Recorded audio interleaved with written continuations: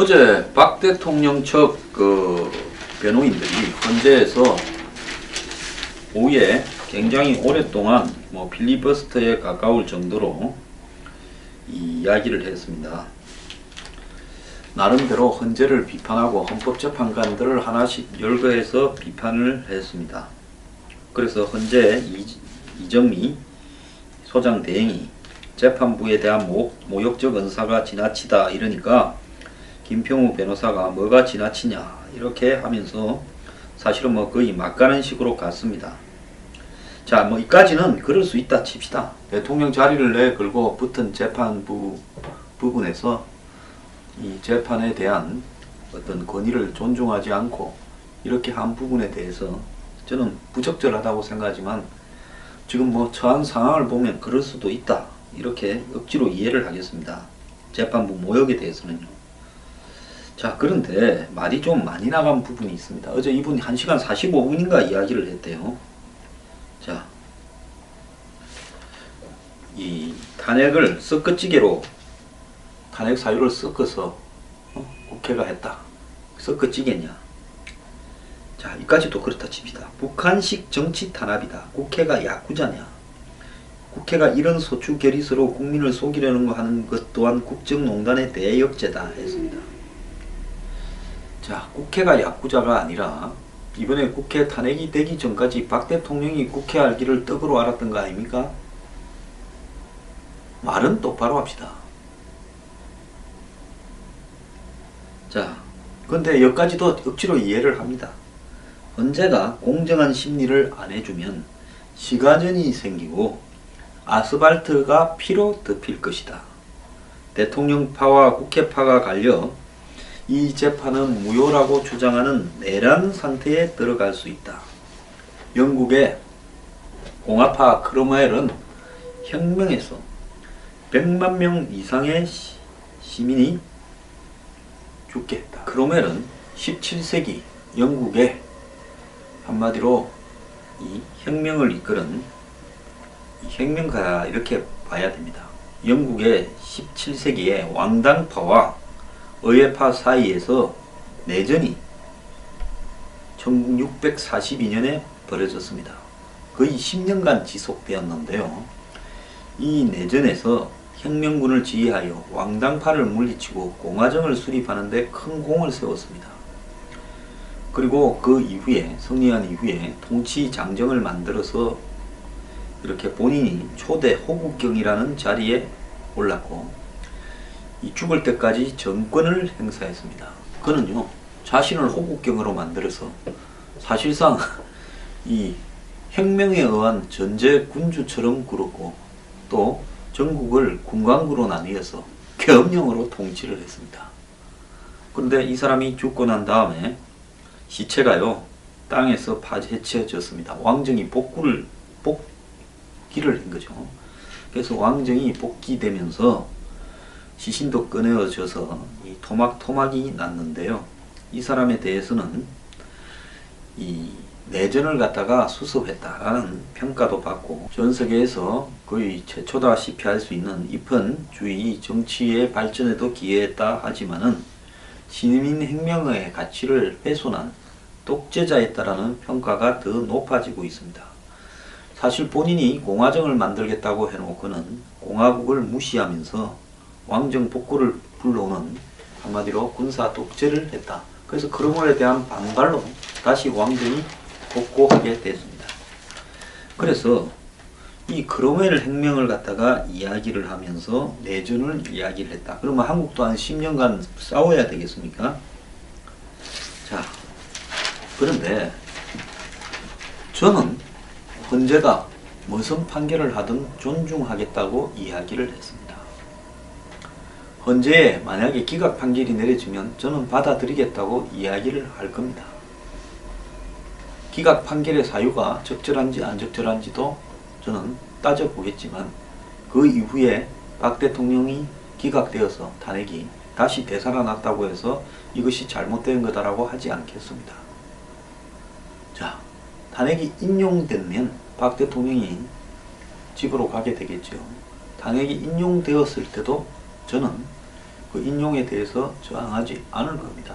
우리가 지금 우리 헌법에 의해서 직선제 헌법을 만들 때 이 헌법재판소가 생겼습니다. 그전에는 헌법재판소가 없었습니다. 87년에 생겼습니다. 87년 이후에 헌법재판소라는 게 생겨서 대통령에 대한 직선제 대통령에 대한 파면 기능을 탄핵이라는 이름으로 헌법재판소에 넘겼습니다. 자, 이걸 탄핵하자고 지금 거리를 뒤덮는 것도, 탄핵을 막는다고 거리를 뒤덮는 것도 저는 못마땅하고 잘못된 일이라고 생각을 합니다. 저는 한 번도 거리 시위에 이쪽이든 저쪽이든 나가본 적이 없습니다. 다만 박 대통령의 잘못에 대해서는 제가 TV에서 뉴스 브리핑에서 잘못된 것은 잘못되었다라고 분명하게 이야기를 해왔습니다.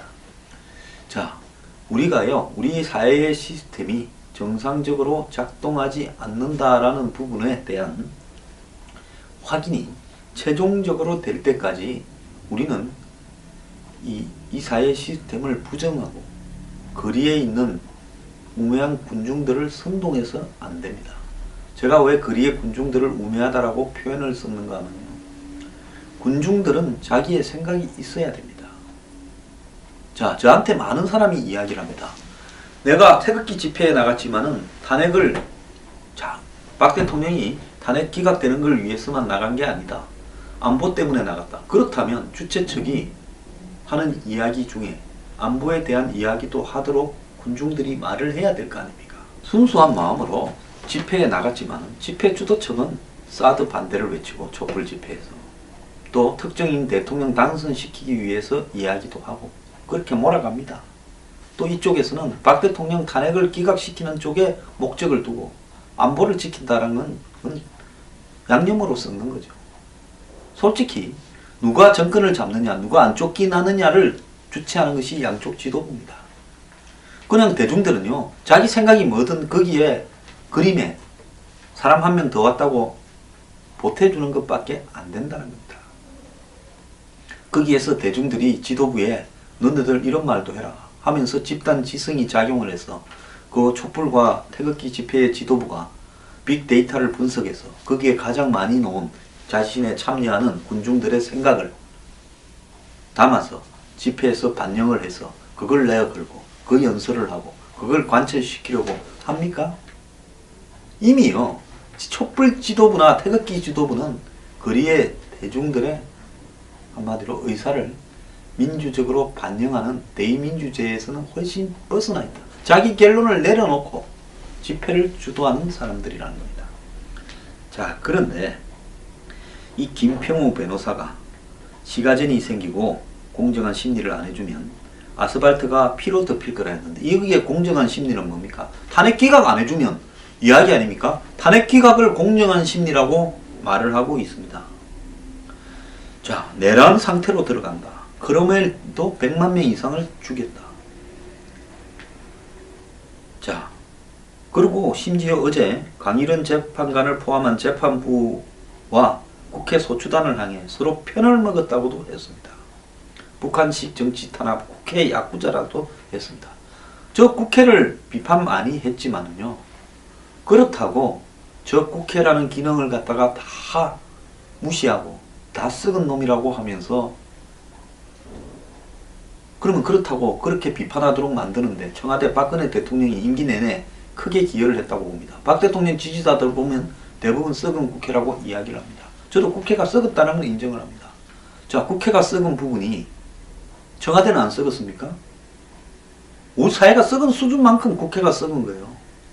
그럼 국회가 썩었다고 해서 국회의 행동에 대해서 야구자다, 북한이다라고 이야기를 하면 과거에 노무현 대통령이 탄핵받았을 때 탄핵을 주도한 그 국회의원들을 향해서 뭐라 했는가 하면요, 친노들이 이런 말을 했습니다.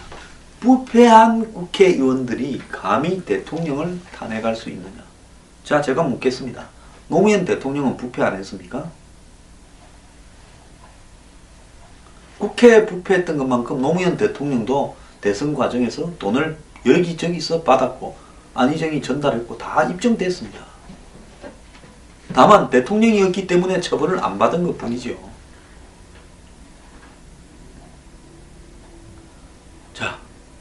그러면 이쪽에서는 또 이렇게 이야기를 합니다.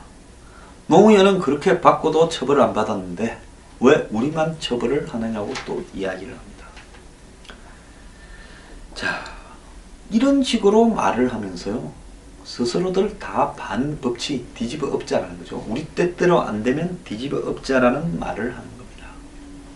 솔직히 부패한 국회가 대통령을 탄핵했다라고 말은 틀렸고요. 부패한 국회가 부패한 대통령을 탄핵해야 돼야, 이렇게 해야 말이 되는 겁니다.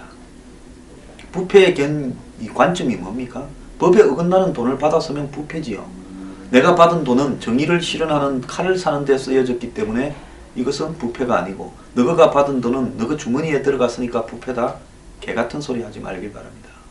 그때 그렇게 말했던 친노나 지금 박 대통령 주변에서 변호하는 사람이나 탄핵 기각을 말하는 사람들 다수가 비슷한 소리를 하고 있다는 겁니다. 그래서 친박과 친노는 대잡이다라고 저는 이야기를 하고 싶습니다. 자, 헌재에서 재판소에서 해야 될 이야기가 있고 안 해야 될 이야기가 있습니다. 박 대통령의 법적 대리인들은 율사들입니다. 율사들은 법의 그러니까 율이라는 게 뭡니까? 한마디로 법 아닙니까? 율법이라고 이야기를 해서 율이 놓은 거 아닙니까? 그래서 율사라고 하는 거 아닙니까? 법사라 하면 이상하니까. 변호인을 율사라고 하지 않습니까? 그러면 법에 대해서 전통한 기술자들이 한마디로 법치수호를 이야기하는 게 아니라 내 뜻대로 안 나오면 뒤집어 엎어서 전쟁을 한번 할 거다라고 이야기하는 것이, 이것이 옳은 이야기입니까? 탄핵이 만약에 기각되면 이들의 협박 때문에 헌법재판소 재판관들이 굴복해서 이렇다고 또 촛불 든 사람들은 말하지 않겠습니까? 자, 저는요, 이 탄핵의 판결이 나오기 전에 문재인, 안희정, 이재명, 안철수, 유승민, 황교안 등등이 전부 다 탄핵의 결정에 100% 승복하겠다고 각서를 써야 된다는 겁니다. 근데 아직 민주당에서 특히 이런 승복하겠다라는 맹쾌한 승복에 대한 이야기를 하지 않고 있습니다. 안희정 지사 같은 경우에는 굉장히 쿨하게 한마디로 진영, 대립, 그리고 격도를 넘어서겠다. 보수, 진보, 좌우를 넘어서서 연정을 하겠다. 끌어안겠다고 이야기하는 사람조차도요, 어제 관훈 토론에서 탄핵이 기각될 경우 국민의 상실감으로 볼 때 헌법적 결정을 존중하겠다라는 말을 하기 어렵다. 이렇게 말을 했습니다. 그러면 법치는 뭡니까? 대한민국의 법치는 내가 유리하면 법치다. 내가 불리하면 이거는 법이 작동을 제대로 안 하는 거다. 나의 유불리로 법치를 따집니까? 자, 이쪽 저쪽 다 웃기고 있는데요. 아마 탄핵이 되고 나면 후유증이 만만찮을 겁니다. 이 나라는요, 그것도 겪어야 될 부분이라고 보는데, 과연 시가전이 일어날지 내란이 일어날지, 정말 이 나라에 대통령 박근혜 대통령의 탄핵을 목숨을 걸고 던지서 막을 사람이 그리 많은 건지, 뭐 좀 아시는 게 있으니까 이 말을 했겠죠. 제가 한번 지켜보겠습니다. 그리고 문재인, 안희정, 이재명 헌재 판정에 승복하겠다고 이야기를 하세요. 될 거라고 100% 알고 있으면서도 만약에 1%를 0.1%를 믿지 못해서 그때는 또 뒤집어 보려고 말을 안 합니까? 속셈이 뭡니까? 된다고 다 생각하고 선거 준비 다 하고 있고, 이제 한 2달 반 뒤에는 취임할 거라고 꿈에 부풀어 있으면서 헌재 판결에 대해서 승복한다고 왜 화끈하게 말하지 않습니까? 진짜 이 나라요, 좌우가 다 썩어 문드러져 가고 있습니다.